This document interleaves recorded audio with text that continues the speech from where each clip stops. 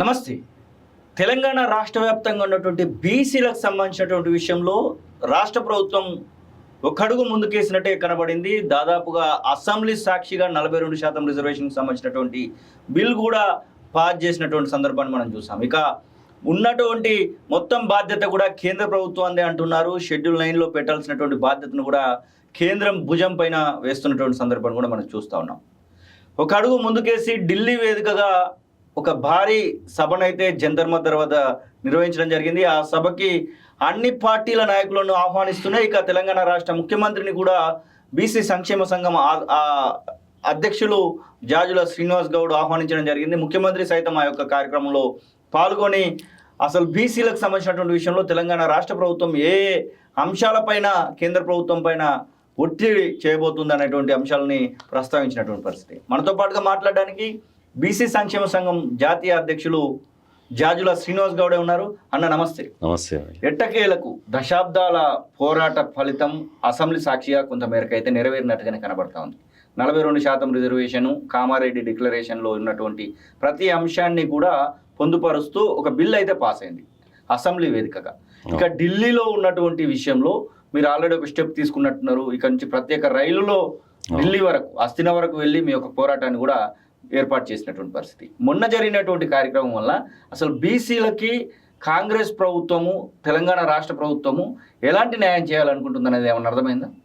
అంటే ఇక్కడ స్పష్టంగా ఏంటంటే అసెంబ్లీలో ఏకగ్రీవంగా బిల్లు పెట్టి ఆ బిల్లును ఆమోదం తెలిపిన తర్వాత రాష్ట్ర ప్రభుత్వం ఢిల్లీకి పంపించింది.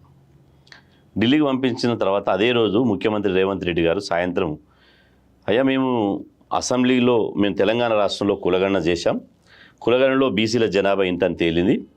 ఆ తర్వాత దీన్ని 9th షెడ్యూల్లో పెట్టి 42% అమలు కావాలంటే అది కేంద్ర ప్రభుత్వం అనుమతి తప్పనిసరి కాబట్టి దీని మీద సుప్రీంకోర్టు జడ్జిమెంటు ఇంతకు ముందే 9 మంది జడ్జీల తీర్పు ఉన్నది కాబట్టి మేము పెంచుకునేటువంటి అవకాశం మా దగ్గర లేదు, కాళ్ళు చేతులు కట్టేసిన పని అయిపోయింది మాది, కాబట్టి మీరు చేయండి అని చెప్పి బిల్లుతో పాటే గౌరవ ప్రధాని నరేంద్ర మోదీ గారిని మేము కలుస్తామని చెప్పి అదే రోజు అఖిలపక్షంతో వచ్చి మేము కలుస్తామని చెప్పి లెటర్ రాయడం జరిగింది.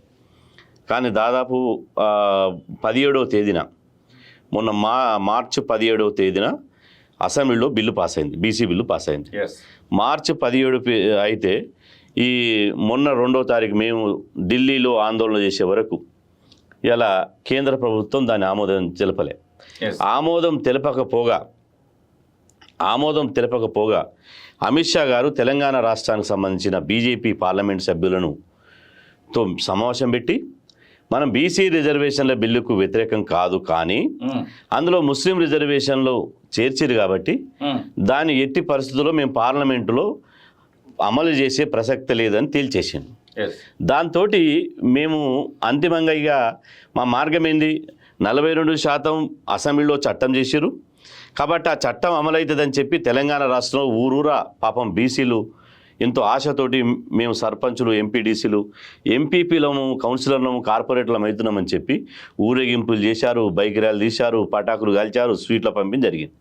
కానీ కేంద్రం దాంతో మోకాలడ్డడంతో ఇవాళ మేము చెలో ఢిల్లీకి పిలుపునివ్వడం జరిగింది. ఎందుకంటే ప్రజాస్వామ్యంలో ప్రజా ఉద్యమాల ద్వారానే ఏదైనా సాధ్యమవుతుంది కాబట్టి కేంద్ర ప్రభుత్వం మీద ఒత్తిడి పెంచాలి కాబట్టి అందులో భాగంగానే మేము బీసీల పోరు గర్జన, బీసీల మహాధర్నా పేరుతోటి ఢిల్లీకి పిలిపినవ్వడం జరిగింది. ఆ తర్వాత ఆ ఢిల్లీకి పిలిపించిన తర్వాత కూడా ఏమన్నా చర్చకు వస్తుందేమని చెప్పి నేను అంతకుముందే 2వ తారీఖు నాడు జంతర్ మంతర్ వద్ద 1000 మందితోటి కన్వీనర్ రీతిలో మేము మహాధర్నా చేపట్టబోతున్నాం, పోరు గర్జన నిర్వహించబోతున్నాం. కాబట్టి ఆ లోపు కనుక కేంద్ర ప్రభుత్వం అమలు చేస్తే దాన్ని విజయ గర్జనలాగా, అభినందన సభలాగా మారుస్తాం, లేదంటే మాత్రం మా బాణిని మా యొక్క నిరసనను ఆ రోజు అస్థినలు తెలియజేస్తామని చెప్పి స్పష్టంగా చెప్పడం జరిగింది. కానీ బీజేపీ మాటలు కిందంగా గిచ్చి మీదంగా నవ్వమన్నట్టు ఇక్కడ అసెంబ్లీలో బిల్లు పెట్టినప్పుడేమో ఏకగ్రీవంగా రాష్ట్రంలో ఉన్నటువంటి బీజేపీ మద్దతు తెలుపుతుంది, కానీ ఢిల్లీకి చేరే వరకల్లా మద్దతు తెలిపిన బిల్లు ఢిల్లీకి చేరే వరకల్లా అందులో ముస్లిం ఉన్నారు కాబట్టి మేము చేర్చామంటారు. ఇది ఎక్కడ న్యాయం? ఒక జాతీయ పార్టీకి 2 విధానాలు ఉంటాయా? ముఖ్యంగా బీజేపీ ఒకే దేశం ఒకే ఎన్నికలు ఒకే దేశం ఒకే విధానం ఉండాలంటుంది కదా. ఒక జాతీయ పార్టీకి ఒక విధానం ఉండదా? తెలంగాణలో గలీలో తీసుకున్నటువంటి నిర్ణయం ఢిల్లీ వంగన చెల్లకుండా పోతుందా? ఇదెక్కడ న్యాయం? కాబట్టి మొన్న కనీవిని రీతిలో ఢిల్లీలో పెద్ద బీసీల పోరుగర్జన మహాధరణ నిర్వహించడం, దానికి తెలంగాణ రాష్ట్రంలో ఉన్నటువంటి ఒక బీఆర్ఎస్ బీజేపీ తప్ప మిగతా పార్టీలన్నీ అంత హాజరయ్యారు. అదేవిధంగా ముఖ్యంగా దేశంలో 26 రాజకీయ పార్టీల ప్రాతినిధ్యం ఉంది. ఆ రోజు మేము ధర్నా చేసిన రోజు, ఢిల్లీలో ధర్నా చేసిన రోజు వక్ఫ్ బిల్లు పార్లమెంట్లో ప్రవేశపెడుతున్నాం లోక్సభలో. అయినప్పటికీ కూడా 32 మంది పార్లమెంట్ సభ్యులు వచ్చారు, 16 రాజకీయ పార్టీలు వచ్చారు, 18 రాష్ట్రాల నుంచి ఎంపీల ప్రాతినిధ్యం ఉంది, అదేవిధంగా 29 రాష్ట్రాల నుంచి ఓబీసీ ప్రతినిధులు వచ్చారు. ఏకంగా ఒక తెలంగాణ ముఖ్యమంత్రి రేవంత్ రెడ్డి గారు వచ్చి 3 గంటల సేపు ఆ మహాధర్నాలో కూర్చున్నారు. అంటే ఒక ముఖ్యమంత్రి రావడం అంటే తెలంగాణ సమాజం అంతా వచ్చి ఆ ధర్నాలో పాల్గొనడం. అయినప్పటికీ కూడా ఈ రోజు వరకు 4వ తారీఖు అయిపోయింది, వక్ఫ్ బిల్ పాస్ చేయించుకున్నారు, తెల్లవారుజామున 4 గంటల వరకు పార్లమెంట్ నడిపించుకున్నారు, ఆ తర్వాత వెళ్ళిపోయారు. అంటే మేము ఒకటే అడుగుతున్నాం, బీసీలు చేసిన తప్పేంది? ఈ దేశ పౌరులం కాదా? ఈ దేశానికి పన్ను కట్టలేము? సంబంధించినటువంటి విషయంలో కాంగ్రెస్ తెలంగాణ రాష్ట్ర ప్రభుత్వం కావాలనే ఒక వైఖరి అవలంబిస్తూ ఉంది. ప్రధానంగా ఇప్పుడున్నటువంటి ఆ యొక్క మంత్రివర్గంలో కానివ్వండి, తర్వాత ఇప్పుడున్నటువంటి ప్రతి దానిలో కూడా 42% రిజర్వేషన్ ఫస్ట్ పార్టీకే ఇవ్వట్లేదు అనేటువంటి ప్రశ్న కూడా ఎవరైనా సరే దాని విషయంలో మీరు కూడా గతంలో మాట్లాడినటువంటి సందర్భాలు ఉన్నాయి. ఇప్పుడు ఉన్నటువంటి 6 ఖాళీలలో కూడా బీసీలకు కావాల్సినటువంటి వాటా గురించి మీరు మాట్లాడడం జరిగింది. అంటే బీజేపీ మాట్లాడుతున్నటువంటి మాట, బీఆర్ఎస్ మాట్లాడుతున్నటువంటి మాట ఇది. అంటే ఇప్పుడు ఇక్కడ ఒక సమస్య ఏందంటే, ఎస్సీ ఎస్టీలకు రిజర్వేషన్లు ఉంటే అవి సచ్చినట్టు మెడలు ఉంచుకొని ఇవ్వాల్సిందే, ఆ నియోజకవర్గాల్లో బీఫామ్లు ఇవ్వాల్సిందే. ఇలా రిజర్వేషన్లు ఉంటే ఒక హక్కుగా వస్తాయి, రిజర్వేషన్లు లేకపోతే ఒక బిచ్చంగా ఆడుకోవాలి. కాబట్టి రిజర్వేషన్లు వస్తే ఒక చట్టబద్ధమైనటువంటి హక్కులు వస్తాయని దాని మీద కొట్లాడుతున్నాం. ఇలా మంత్రివర్గంలో ఉందా లేకపోతే ఇంకో పదవులు ఇస్తుందా అంటే, రిజర్వేషన్లు ఉంటే ఇస్తారు. రాజకీయ పార్టీలు రిజర్వేషన్లు ఉంటే తప్ప జనరల్ స్థానాల్లో ఇవాళ ఎస్సీ ఎస్టీ బీసీలకు ఇచ్చే పరిస్థితి లేదు. కాబట్టి ఇప్పుడు రిజర్వేషన్లు కావాలనే కదా మనం కొట్లాడేది. ఇప్పుడు బీఆర్ఎస్ పార్టీ బీజేపీ పార్టీ అంటున్నటువంటి మాటలలో పసలేదు, న్యాయం లేదు, ధర్మం లేదు. ఎందుకు? ఇవాళ కాంగ్రెస్ ప్రభుత్వం కేంద్రం మీద భుజాన పెట్టి తుపాకీతో కాలుస్తుందని అంటారు, కేంద్రం మెడ మీద కత్తి పెడుతుంది అంటారు. ఇవాళ ఒక మనిషిని కాళ్ళు చేతులు కట్టేసి ఆడకుండా చేసి నదిలో ఎత్తేసి నువ్వు గజ ఈత కానివి, నువ్వు ఈదగలుగుతావు, నువ్వు బ్రహ్మాండంగా ఈత వస్తుంది అన్నట్టుంది. ఇలా రిజర్వేషన్లు పెంచుకునే అధికారం కేంద్రం చేతిలో పెట్టుకుని 50% అనేది ఒక లక్ష్మణ రేఖ గీసి 50% సామాజిక రిజర్వేషన్లు దాటొద్దు అని చెప్తూ ఇవాళ మీ చేతిలో పెట్టుకొని రాష్ట్ర ప్రభుత్వాన్ని పెంచాలంటే ఎట్లా పెంచుతుంది? రాష్ట్ర ప్రభుత్వం వద్ద ఏ అధికారాలు అయితే ఉన్నాయో, ఏ ప్రాసెస్ అవుతున్నదో అది సంపూర్ణంగా ఆ ప్రాసెస్ను కంప్లీట్ చేసింది. కులగణన చేయాలన్నారు, కులగణన చేశారు. డెడికేటెడ్ కమిషన్ చేయాలన్నారు, డెడికేటెడ్ కమిషన్ చేశారు. అసెంబ్లీలో చట్టం చేయాలన్నారు, మేమే డిమాండ్ చేసాం, బీసీ సమాజమే డిమాండ్ చేసింది. మీరు తీర్మానాలతో సరిపుచ్చొద్దు, అసెంబ్లీలో చట్టం చేయండి. తమిళనాడు తరాలో ఎట్లయితే చట్టం చేసి దాన్ని 9th షెడ్యూల్లో చేర్పించారో మీరు కూడా చట్టం చేయాలంటే అసెంబ్లీలో 2 రోజులు చర్చ జరిగి ఇలా చట్టం చేశారు. చట్టం చేసిన తర్వాత అది ఢిల్లీకి పోయింది. కానీ కొంతమంది కోన మేధావులు అదేవిధంగా బురద జల్లే ప్రయత్నం చేసి ఎవరో చట్టం చేసిరు కదా అని మనం అంటే ఏదో ప్రభుత్వానికి అనుకూలంగా మాట్లాడినట్టు, జీవోలు తీస్తూ లేదో పెద్ద పోరాట వీరులైనట్టు, వాళ్ళకు మొత్తం రాజ్యాంగం చదివి వడపోసుకున్నట్టు ఇవాళ వాళ్ళు ఏదో గొప్ప గొప్ప మాటలు చెప్తున్నారు. మన కళ్ళ ముందలే ఉన్నాయి కదా, మన కళ్ళ ముందర బీహార్ ఉంది, మొన్న జరిగింది. బీహార్ ముఖ్యమంత్రి నితీష్ కుమార్ గారు ఇవాళ ఎన్డీఏలో భాగస్వామి. ఇవాళ బీహార్లో నేను ఏ మాట కామాట తెలంగాణలో కంటే మంచిగా కులగణన జరిగింది బీహార్ రాష్ట్రంలో. ఒక బీసీ ముఖ్యమంత్రి కాబట్టి ఎప్పటికప్పుడు రివ్యూలు పెట్టి ప్రతి ఒక్క కుటుంబాన్ని సర్వే చేశాడు. దాని మీద కోర్టుకు పోయారు. అసలు ఈ కులగణన జరిగేటువంటి అధికారమే లేదని చెప్పి కోర్టుకు పోయారు. కోర్టులో పాజిటివ్గా జడ్జిమెంట్ తీసుకొచ్చారు. ఆ తర్వాత వాళ్ళు కులగణన జరిపి జీవోలు ఇచ్చాడు. ఇప్పుడు మనోళ్ళు ఏదైతే జీవోలు ఇవ్వాలంటారో 65% పెంచుతూ జీవో ఇచ్చారు. ఆ జీవో ఇచ్చినాక ఏమైంది? 15 రోజులల్లా కోర్టుకు పోయి హైకోర్టు పోయి కొట్టేసింది. 9 మంది జడ్జీలకు సంబంధించినటువంటి సుప్రీంకోర్టు సామాజిక రిజర్వేషన్లు ఈ దేశంలో 50% దాటడానికి వీలు లేదు, ఈ 50% దాటితే మేము ఒప్పుకోమని చెప్పి 9 మంది జడ్జీల జడ్జిమెంట్ ఉంది. కాబట్టి హైకోర్టు కొట్టేసింది. సుప్రీంకోర్టు పోయిన తర్వాత స్టే ఇవ్వలే. ఇప్పుడు 65% రిజర్వేషన్లు బీఆర్లో అమలు అవుతున్నాయా? బీఆర్లో కనుక జీవోలు ఇచ్చి బీఆర్లో కనుక అమలైతే అప్పుడు రేవంత్ రెడ్డి సర్కార్ని మనం వంగబెట్టి నువ్వు చట్టం చేసి కేంద్రం మీద నెట్టడం కాదు, ఇది తప్పించుకోవడం కాదు, నువ్వు జీవోలు ఇచ్చి దీన్ని ఇంప్లిమెంట్ చేయమని మనం అడుగుతాం. ఇప్పుడు ఏముంది, మనం ఒక నిమిషం తోటి ఒక డిమాండ్, ఇప్పుడు వారిని డిమాండ్ చేస్తాం, ఓ రోజు పోయి అందరు వారు చర్చలకు పిలుస్తాడు, పోతాం, జీవో ఇవ్వమంటాం, ఏమైతుంది జీవో ఇస్తే? జీవో ఇస్తే ఇక్కడ కూడా అమలైతుంది. అంటే వీళ్ళ కుట్ర ఏంటంటే పొమ్మనకుండా పొగబెట్టాలి. వీళ్ళ మనసులో ఒకటి ఉండి మీదికి ఒకటి మాట్లాడుతున్నారు. మనసులో ఏముంది, ఈ బురద దల్లాలే, దీన్ని కోర్టు పరిధిలోకి తీసుకుపోవాలి. ఈ అంశాన్ని కోర్టు పరిధిలోకి తీసుకుపోయిన తర్వాత బీజేపీకి చిన్న మరకంట కూడా చూసుకోవాలనే బాధ్యత తీసుకొని కొంతమంది దానికి ఒత్తాస పలుకుతూ ఇలా ఉల్టా మాట్లాడుతున్నారు.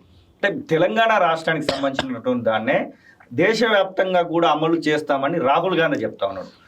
స్వయంగా కాంగ్రెస్ పార్టీ సీనియర్ నాయకుడు అయినటువంటి నేతనే చెప్తున్నటువంటి సందర్భాన్ని చూస్తాం. అసలు తెలంగాణలో ఇంప్లిమెంట్ కావడానికి పార్లమెంట్లో అవలంబించాల్సినటువంటి విషయంలో కాంగ్రెస్ పార్టీ వెనుకడుగేస్తా ఉంది అన్నటువంటి మాటకు మీరేమంటారు? అంటే పార్లమెంట్లో ఇండి కూటమి అక్కడ వ్యవహరించట్లేదు అట్లా. ఇప్పుడు తెలంగాణలో ఇప్పుడు బీజేపీ ఏమంటది, మమ్మల్ని అడిగి మేనిఫెస్టోలో పెట్టిరా అంటది. ఓకే, ఇప్పుడు మొన్న పార్లమెంట్ ఎన్నికలు జరిగినాయి. కేంద్రంలో ఇండియా కూటమి కాంగ్రెస్ అధికారంలోకి వస్తుంది కాబట్టి మేము పెంచుకోవచ్చు అనే ఉద్దేశంతో వాళ్ళు పెట్టవచ్చు.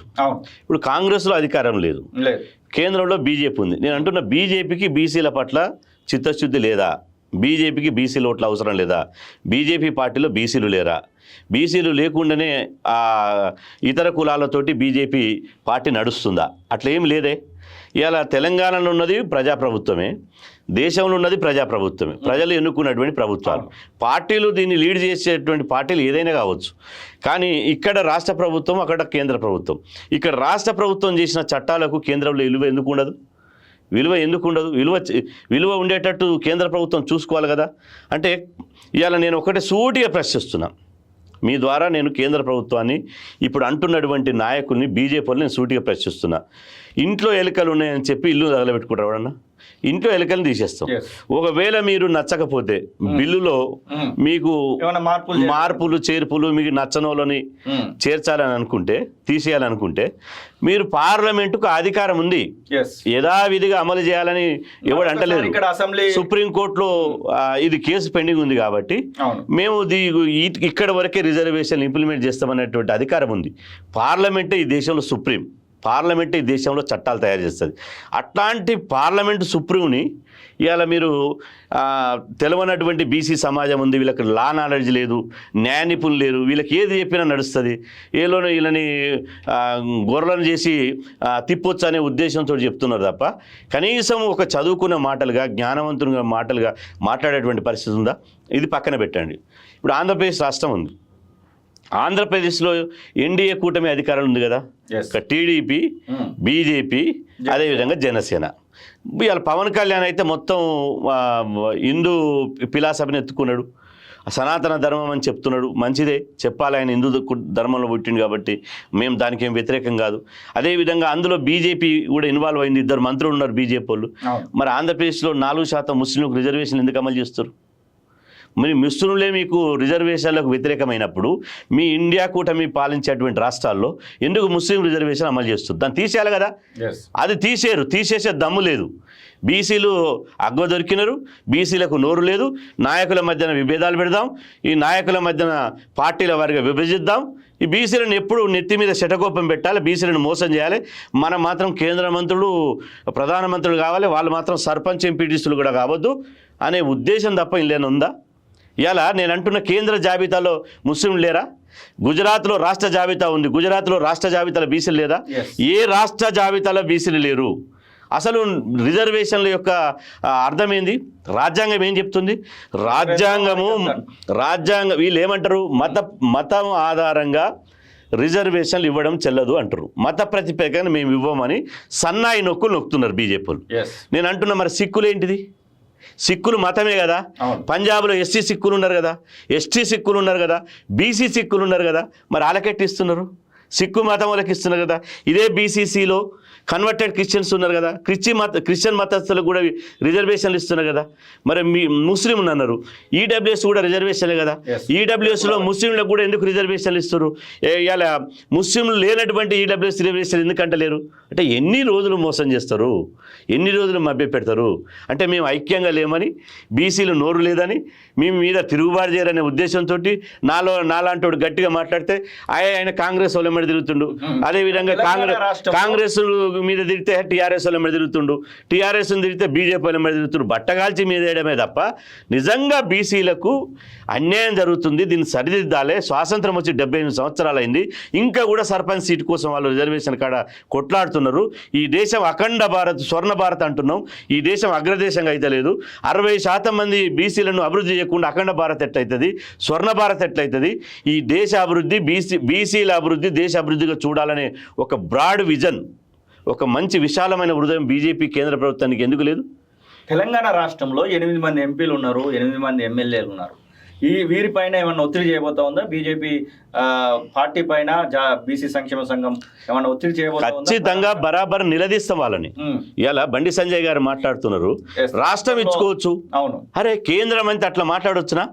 రాష్ట్రం ఇచ్చుకునేది ఉంటే సినన్న ఇక్కడ స్పష్టంగా చెప్పదలుచుకుంటే, కొంతమంది మీ ద్వారా, మన కాలేజీ టీవీ ద్వారా, మీ ద్వారా నేను చాలా క్లారిటీగా కొంతమందికి ఇవ్వదలుచుకున్నాం. ఇవాళ జీవోలు ఇవ్వాలంటున్నారు. ఇవాళ 15 నెలలుగా తెలంగాణ రాష్ట్రంలో స్థానిక సంస్థల ఎన్నికలు ఆగిపోయి, గ్రామాలకు సర్పంచ్ లేక పాలనలో స్తంభించిపోయింది, గ్రామాలలో అభివృద్ధి స్తంభించిపోయింది, అభివృద్ధి లేదు. కేంద్రం నుంచి రావాల్సినటువంటి 15వ ఆర్థిక ఫైనాన్స్ కమిషన్ అని ఉంది ఇప్పుడు 15వ, అక్కడి నుంచి రావాల్సిన 1000 కోట్లు, 100 కోట్లు కూడా 1000 కోట్లు ఆగిపోయినాయి. మరి కాంగ్రెస్ గవర్నమెంట్ ఉట్టే టైంపాస్ చేస్తుందా?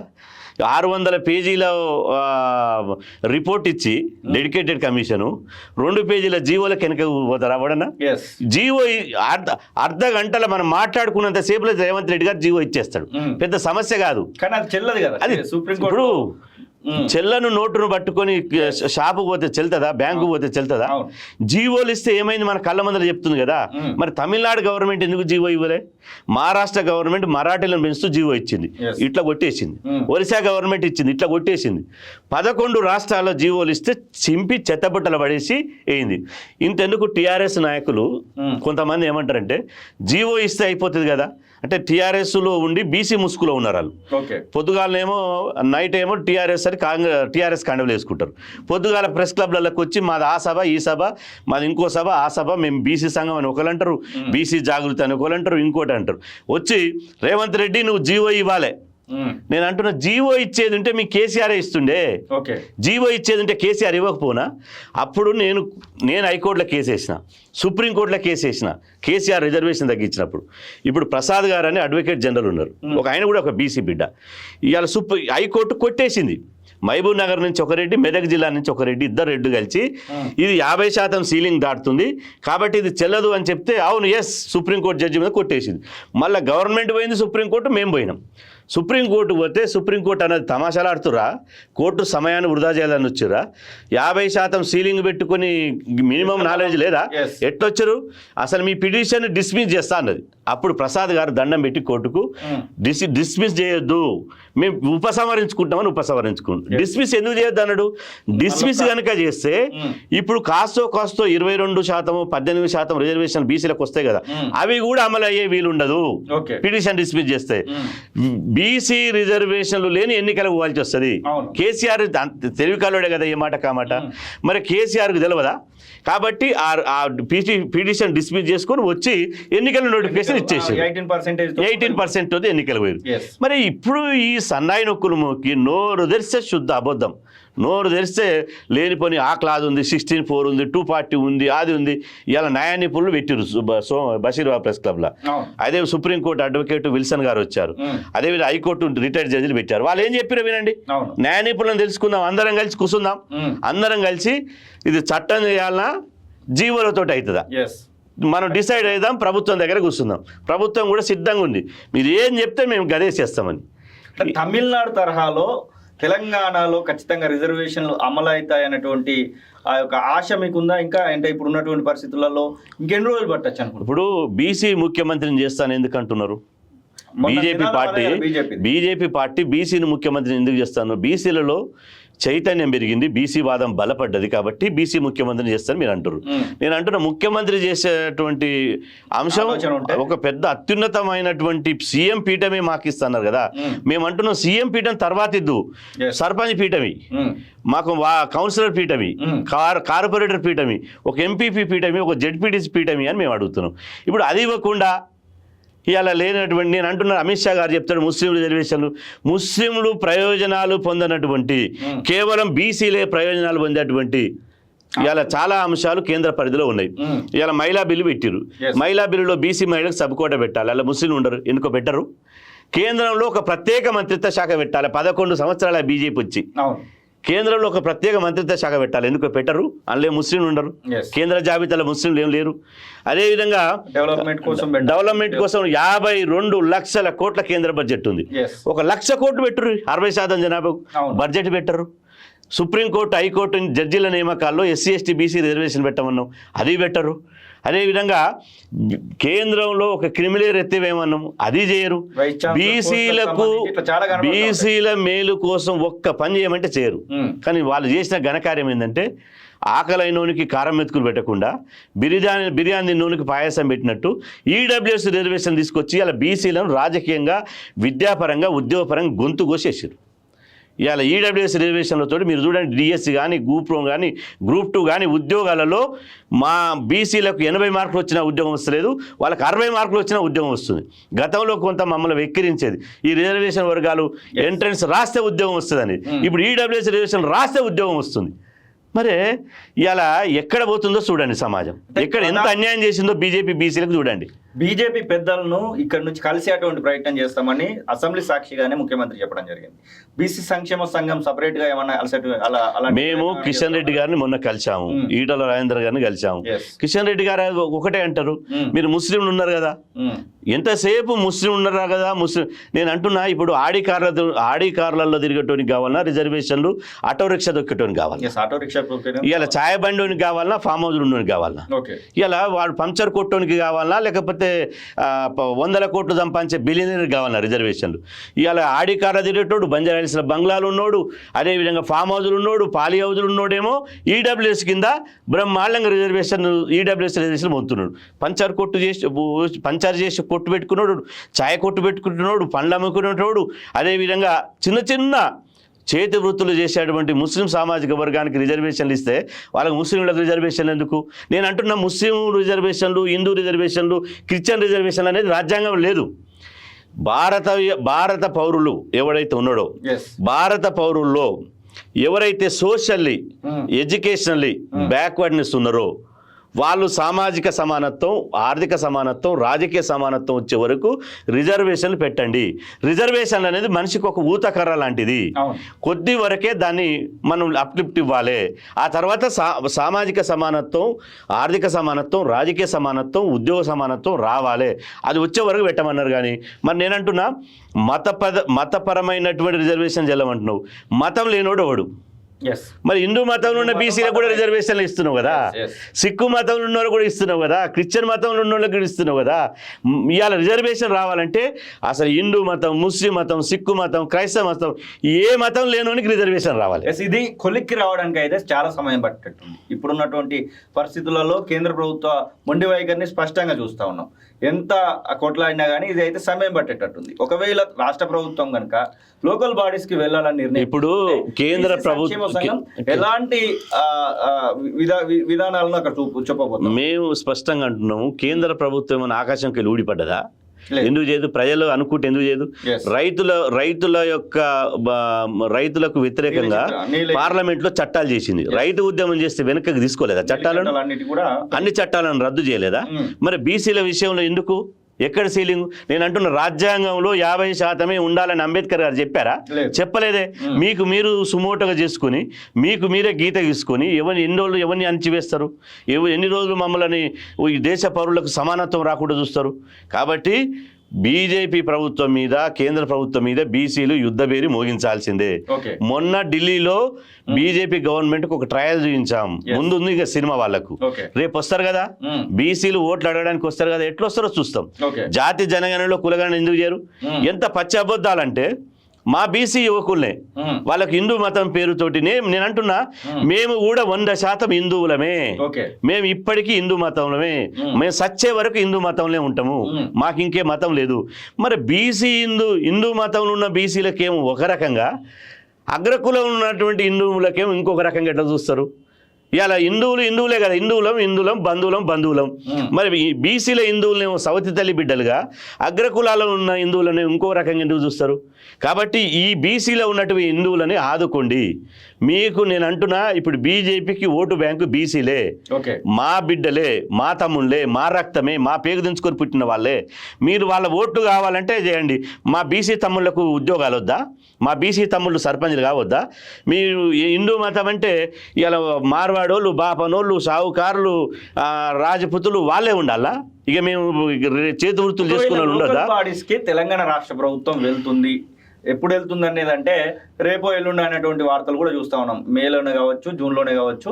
కానీ ఈ 2-3 నెలల్లో ఖచ్చితంగా పెట్టాల్సిందే. లేదంటే హైకోర్టులోనో లేకపోతే సుప్రీంకోర్టులోనో దీని విషయంలో కూడా ఏదో ఒక ఫిల్ కూడా పడడానికి అవకాశం. మేము దేశవ్యాప్తంగా ఒక కార్యాచరణ రూపొందిస్తున్నాం. మొన్న ఢిల్లీలో కనీవినియర్ రీతిలో ఒక చారిత్రాత్మకంగా పెద్ద ఎత్తున ఇలా బీసీల పోరుగర్జన జంతర్ మంతర్ నిర్వహించడం అన్ని పార్టీలు వచ్చినాయి.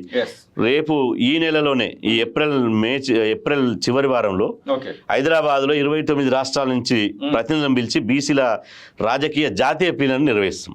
ఆ జాతీయ ప్లీనరీ నిర్వహించిన తర్వాత మళ్ళీ హైదరాబాద్లో లేకపోతే విజయవాడలో ఎక్కడనో ఖచ్చితంగా 10 లక్షల మందితోటి బీసీల యుద్ధబేరి మహాసభ నిర్వహిస్తాం. ఆ యుద్ధబేరి ద్వారా మా కార్యాచరణ ఏంది, బీసీల దమ్ము ఏందో కేంద్ర ప్రభుత్వం చూపిస్తాం. ఒక్కటే ఓటును ఆయుధంగా చేసుకుని పోరాటం చేస్తాం. మా ప్రజల్ని చైతన్యం చేస్తాం. బీసీల మీద వివక్షత ఎట్టుందో కళ్ళకు కట్టినట్టు బీసీ సమాజానికి వివరిస్తాం. ఒకవేళ కాదు కూడదు ఎన్నికలకు పోవాలంటే ఆల్టర్నేట్గా మా బీసీ వాళ్ళే అంటారు కదా, మా బ్రదర్స్ జీవోలు తీయాలని రేవంత్ రెడ్డి గారికి రిక్వెస్ట్ చేసి ఆ జీవోలు తీపిస్తాం. జీవోలు తీపించినాక వాడన్నా కోర్టుకు పోతే మా వాళ్ళు చూసుకుంటారు. కాబట్టి ఖచ్చితంగా ఎక్కువ మందికి ఇవ్వడానికి అవకాశాలు చూస్తాం. లేదంటే ఖచ్చితంగా మేము జనరల్ స్థానాల్లో బీసీలు అందరికి పిలిపిస్తాం. జనరల్ స్థానంలో బీసీలను నిలబెడతాం. బీసీలను గెలిపించేటువంటి ప్లాన్ చేసుకుంటాం. 42% రిజర్వేషన్ కాంగ్రెస్ పార్టీ నుంచి ఇవ్వడానికి మేము సిద్ధంగా ఉన్నాము, బీఆర్ఎస్ బీజేపీ ఇవ్వడానికి సిద్ధంగా ఉన్నాయంటూ ఛాలెంజ్ చేస్తున్నాడు ముఖ్యమంత్రి రేవంత్ రెడ్డి. పిసిసి అధ్యక్షుడు మహేష్ కుమార్ గౌడ్ కూడా అదే మాట చెప్తా ఉన్నాడు. మీ ఉద్దేశం ప్రకారం కాంగ్రెస్ పార్టీ అట్లా చేస్తుంది అనుకుంటున్నారా? ఇప్పుడు ఖచ్చితంగా కాంగ్రెస్ పార్టీ ఒకవైపు ఏలు పెట్టి అక్కడ చూపించినప్పుడు 4 ఏళ్ళు వైపు దాని వైపు చూస్తాయి. నువ్వు వేలు అక్కడ చూపించినప్పుడు మిగతా 4 వేలు నీ దిక్కు చూపిస్తాయి. కాబట్టి కాంగ్రెస్ పార్టీ మీరు మొదట్లో మీరు మాట్లాడినట్టు ఇలా అక్కడ బీజేపీని కేంద్ర ప్రభుత్వాన్ని చట్టం చేయాలని మీరు అన్నప్పుడు మీరు 42% పదవులు మంత్రివర్గంలో కానీ, నామినేటెడ్ పోస్టులో కానీ, యూనివర్సిటీ వైస్ ఛాన్సలర్ కానీ మీరు అమలు చేస్తున్నారా లేదనేది ముఖ్యమైన ప్రశ్న. అందుకనే కాంగ్రెస్ మేము అడిగినాం, కాంగ్రెస్ మీద కొట్లాడినాం. అందుకనే కదా మొన్న గాంధీ భవన్ చరిత్రలోనే మొన్న ఎమ్మెల్సీ పదవుల్లో ఒక్క రెడ్డి లేకుండా లిస్ట్ వచ్చింది. ఎట్లొచ్చింది? బీసీల పోరాటమే కదా.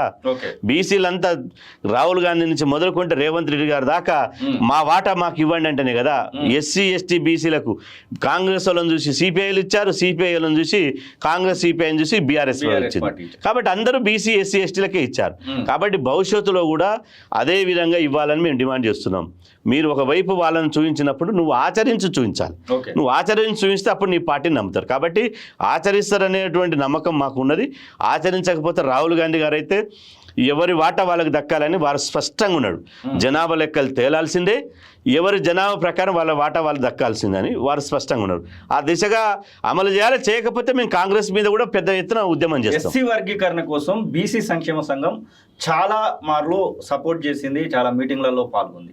అసలు బీసీలకు సంబంధించినటువంటి రిజర్వేషన్ల విషయంలో ఎస్సీలకు సంబంధించినటువంటి వాళ్ళు, ముఖ్యంగా దళిత్కి సంబంధించినటువంటి సంఘాలు ఏమన్నా కలిసి రావడానికి ఆసక్తి చూపిస్తున్నాయా? మొన్న ఢిల్లీలో మాత్రం అట్లాంటిది కొంతమేరకు కనబడింది. ఇప్పుడు ఇంకా ముందుకు పోతా ఉన్నటువంటి తరుణంలో ఎవరైనా కలిసి రావడం అంటే ఢిల్లీ దాకా రాలేదు, కానీ ఇక్కడ జరిగినటువంటి మీటింగ్లో మా దళిత సోదరులు మందకిస్తన్న వచ్చాడు. చాలా మీటింగ్లకు వచ్చి బీసీ సమాజానికి నేను అండగుంటానని చెప్పి 100% అండగుంటానని చెప్పి మందకిస్తన్న చెప్పాడు. మా మాలమానాడు అధ్యక్షుడు చెన్నై గారు చెప్పారు, అద్దంకి దయాకర్ గారు చెప్పారు. ఆ తర్వాత డిఎస్పి పార్టీ అధ్యక్షుడు విశారదన్ మహారాజ్ గారు కూడా వచ్చి మీటింగ్లకు వచ్చి చెప్పారు. 100% ఎస్సీ ఎస్టీ బీసీ మైనార్టీలమంతా ఒక్కటే. మా వృత్తులు వేరు కావచ్చు, కానీ మా నెత్తురు ఒకటే. ఖచ్చితంగా మేము చేసిన పోరాటానికి వాళ్ళ సంఘీభావం ఉంటుంది, వాళ్ళు చేసేటువంటి పోరాటానికి మా సంఘీభావం ఉంటుంది. అన్నదమ్ముల వల్ల మేము కలిసి ఉంటాం. మా కుటుంబం మీద ఎవరికైనా బయటోడు శత్రువు వచ్చినప్పుడు మాత్రం ఐక్యంగా కొట్లాడతాం. బీసీ సంక్షేమ సంఘం జాజుల శ్రీనివాసరావు గౌడ్ ఒకరు కనబడతా ఉన్నారు. ఇంకా చాలా పొరలుగా విడిపోయినటువంటి సందర్భాన్ని మనం చూస్తా ఉన్నాం. ఆ పొరలన్నీ కలవడానికి అసలు అవకాశం ఉంటుందా తెలంగాణ రాష్ట్రంలో? అంటే తెలంగాణ రాష్ట్రంలో ఒక వాదం బలపడ్డప్పుడు అనేక మంది పుట్టుకొస్తారు. ఇందులో 2 ఉన్నాయి. ఒకటి నిజంగా బీసీల కోసం నికర్సిగా పనిచేసేటువంటి వాళ్ళు ఉన్నారు. అదేవిధంగా ఇతర పార్టీలలో ఉండి వాళ్ళు నడిపించినట్టు చేతిలో వాళ్ళ రిమోట్ ఏమో అగ్రకులాల చేతులు ఉంటుంది, మా వాళ్ళు ఏమో తోలుబొమ్మలు ఆట ఆడినట్టు ఆడుతుంటారు. కాబట్టి అట్లాంటి వాళ్ళు ఉన్నారు. కానీ ప్రజలకు అన్నీ తెలుసు, బీసీ సమాజానికి అన్నీ తెలుసు. మొదటి నుంచి దశాబ్దాలుగా ఎవరు పోరాటం చేస్తారు.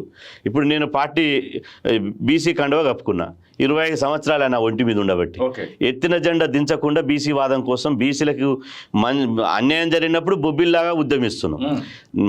న్యాయం చేసినప్పుడు, న్యాయం చేయాలని ప్రయత్నిస్తున్నప్పుడు అరే మంచిగా చేస్తారు అభినందనలు అంటున్నాం. కానీ అట్లా కాకుండా కొంతమంది ఏంటంటే వాళ్ళ అధికారం ఉన్నప్పుడు ఏమీ చేయరు. ఇప్పుడు 10 సంవత్సరాల అధికారం ఉంది బీఆర్ఎస్ పార్టీ. అందులో ఉన్న మా బీసీ నాయకులు కేసీఆర్ దగ్గర ఏ రోజు కూడా బీసీ అంశం మాట్లాడలే. కేసీఆర్ గారు అసెంబ్లీలో మీటింగ్ పెట్టి ఆ 380 నిర్ణయాలు తీసుకుండు. మా మధుసూదన్ చారి గారు, జోగురామన్న గారు పోయి కేసీఆర్ గారికి ఇచ్చి ఆ తర్వాత మేము ఇచ్చినటువంటి నివేదిక ఏమైంది, అమలు చేస్తావా చేయాలని ఏ రోజు కూడా అడగలే. కనీసం బీసీ మీటింగ్ పెడితే బీసీ అనే పదం వాడలే. ఎంతసేపు కనీసం మహనీయుల జయంతి పెడితే మినిస్టర్ క్వార్టర్స్కి వెళ్ళి రవీంద్ర భారతికి వచ్చే వరకల్లా ఆ ప్రగతి భవన్కి వెళ్ళి అటెండర్ ఫోన్ చేసినా ఉరికిరు. మంత్రులు ప్లస్ ముఖ్యమంత్రి ఫోన్ కాదు, అటెండర్ ఫోన్ చేసినా అట్నుంచి అట్టేపోయారు తప్ప వచ్చి దండేయలే. అట్లాంటి వాళ్ళు ఇప్పుడు వచ్చి బీసీలకు అన్యాయం జరుగుతుంది, మేమే బీసీ నాయకులం. నేను అంటున్నా మీ రిమోట్ ఎవరి చేతులు ఉంది? మీ రిమోట్ ఎవరి చేతులు ఉంది? మీ రిమోట్ దొరవారి చేతిలో ఉంది. దొర కూర్చోమంటే కూర్చోవాలి, దొరలు ఏమంటే లేవాలి. అట్ట కాదు కదా. మేమున్నాం, మాకు అధిష్టానం ఎవరు? మా ప్రజలు, బీసీ సమాజం. బీసీ సమాజం ఏమనుకుంటున్నారు, వాళ్ళ ఆకాంక్షలు ఏంది, నిజంగా బీసీలకు ఏం మేలు జరుగుతుందో అది ఆలోచించి నిర్ణయాలు తీసుకొని కొట్లాడతాం. కాబట్టి బీసీ ఉద్యమం బలపడినప్పుడు ఇలా అనేక మంది నాయకులు వస్తున్నారు, స్వాగతిస్తున్నాం. కొత్త సంఘాలు వస్తున్నాయి, చాలామంది యువ నాయకత్వం వస్తుంది, దాన్ని స్వాగతించవలసింది. తెలంగాణ ఉద్యమంలో కూడా చాలామంది వచ్చారు. ఇలా పేపర్ వేసేటువంటి బాయ్లు కూడా జేఏసీ పెట్టారు, వాళ్ళొక సంఘం వీళ్ళొక సంఘం, 190 సంఘాలు పెట్టారు. బీసీలలో కూడా పెట్టని, కానీ బీసీల కోసమే పనిచేయాలి. ఇతర పార్టీలలో ఉండి బీసీ వాదం అనకుండా ఒకవేళ ఆ పార్టీలో ఉంటే ఆ పార్టీకి రాజీనామా చేసి నేను ఏ పార్టీ మరక లేకుండా, ఏ పార్టీ వాసన లేకుండా కేవలం నా పుట్టిన జాతి కోసమే కొట్లాడుతుంటే సమాజం నమ్ముతుంది. పొద్దుగాలనేమో పార్టీ కండువ కప్పుకొని మధ్యాహ్నం వచ్చి బీసీ కండువ కప్పుకొని నేను బీసీ అంటే ఇలా ఎవడు నమ్మేటువంటి పరిస్థితి ఉండదు. మనం ఎవరి చేతిలో కీలుబొమ్మ కావద్దని నా విజ్ఞప్తి. మండల కేంద్రాల వరకు విస్తరించడానికి, ముఖ్యంగా మండలాలకి గ్రామాలకి ఒక 42% రిజర్వేషన్ బీజేపీ పైన ఒత్తిడి విస్తరించడానికి ఏమైనా కార్యాచరణ రూపొందిస్తున్నారు? ఖచ్చితంగా. ఇప్పుడు తెలంగాణ సమాజం ఎప్పుడూ ఖాళీగా ఉండదు. తెలంగాణ సమాజం ఉగ్గుపాలతోటే ఉద్యమాన్ని అలవాటు చేసుకుంది. కాబట్టి తెలంగాణ సమాజంలో ఇప్పుడు అన్ని ఉద్యమాలు అయిపోయినాయి. ఇంకా మిగిలింది సామాజిక న్యాయ ఉద్యమే, మిగిలింది బీసీ ఉద్యమే. కాబట్టి ఈ ఉద్యమాన్ని 100% ఇవన్నీ వచ్చినటువంటి రిజర్వేషన్లు అవన్నీ ఉద్యమంలో ఒక భాగం మాత్రమే చూస్తాం. కానీ సుదీర్ఘకాలంగా రాజకీయ అధికారమే మా అంతిమ లక్ష్యం. రాజ్యాధికారం కోసం మండల కమిటీలు, గ్రామ కమిటీలు వేస్తాం. అదేవిధంగా బూత్కి 2 మా యొక్క ప్లాన్ ఏంటంటే కనీసం ఒక బూత్కి 2 బీసీ యువకులను తయారు చేసి వాళ్ళకి శిక్షణ ఇచ్చి, ఇలా 70,000 బూతులు ఉన్నాయి, 140,000 మంది యువకులకు శిక్షణ ఇచ్చి బీసీ వాదాన్ని బూత్ లెవెల్కి తీసుకుపోయి దీన్ని బలోపేతం చేసి వచ్చే ఎన్నికల నాటికి ఈ ఉద్యమాన్ని రాజకీయ ఉద్యమంగా మలిచి వచ్చే ఎన్నికల నాటికి మనం ఎన్నికల్లో బరిలో ఉండాలనే ఆలోచన ఉంది. ఆ దిశగానే మా ప్రయాణం కొనసాగుతుంది. ఓకే, థ్యాంక్ యూ అన్న. Thank you. ఇది జాజుల శ్రీనివాస్ గౌడ్ చెప్తున్న మాటలు. ఖచ్చితంగా బీజేపీ పైన ఒత్తిడి పెంచడానికి ఖచ్చితమైనటువంటి మార్గాలను అన్వేషిస్తున్నాం. ఇక 29 రాష్ట్రాలకు సంబంధించినటువంటి అన్ని రాజకీయ పార్టీలను కూడా హైదరాబాద్ వేదికగా పిలిచి ఒక రాజకీయ ప్లీనరీని, ముఖ్యంగా బీసీలకు సంబంధించినటువంటి 42% రిజర్వేషన్ కోసం ఒక ప్లీనరీని నిర్వహించబోతా ఉన్నాం. దాంతో పాటుగా ఈ యొక్క రిజర్వేషన్ను పెంచే వరకు కూడా మోదీ సర్కార్ పైన మా యొక్క పోరాటం కొనసాగుతుందనేటువంటి మాటను అయితే వారు చెప్తున్న పరిస్థితిని చూస్తూనే ఉండండి కాలోజీ టీవీ.